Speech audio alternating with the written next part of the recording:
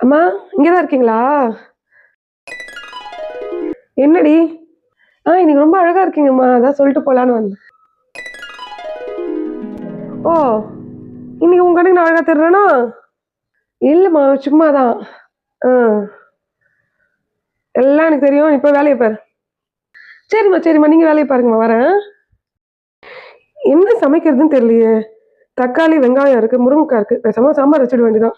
அம்மா, என்ன சமைக்கணும்லாம் நீங்க யோசிக்காதீங்கம்மா. நம்ம வெளியில சாப்பிட்டுக்கலாம். இல்ல நான் ஆன்லைன்ல ஆர்டர் பண்ணட்டுமா? உங்களுக்கு என்ன வேணும் சொல்லுங்க. ஆன்லைன்ல ஆர்டர் பண்ண போறியா? ஆமாம்மா. மார்க்கெட்டுக்கு போயிட்டு உப்பு புளியெல்லாம் வாங்கணும். எங்க இந்த பொண்ணை வேற காணும். துணி துவைக்க போச்சு, நாளை காணும். அம்மா, எல்லா வேலையும் முடிச்சிட்டுமா. பாத்திரம் கழுவிட்டேன், துணி துவைச்சு காய போட்டேன். இப்ப என்ன மார்க்கெட்டுக்கு தானே போகணும். நான் போயிட்டு வரேன். மார்க்கெட்டுக்கு நீ போறியா?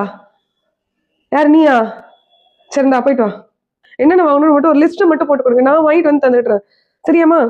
ஒரு நிமிஷம் நிறுத்து. என்ன நீ காலையில இருந்து எல்லா வேலையும் எனக்கு செஞ்சுட்டு இருக்க?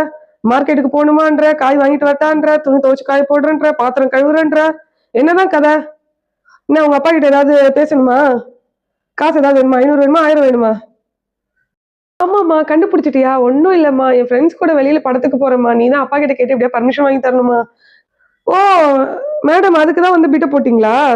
ப்ளீஸ்மா, ப்ளீஸ்மா, உன்னதாம்மா நம்பியிருக்கேன். எனக்காக இந்த ஹெல்ப் மட்டும் பண்ணுமா. சரி சரி, கெஞ்சாத, அப்பாகிட்ட பேசுறேன். ம்.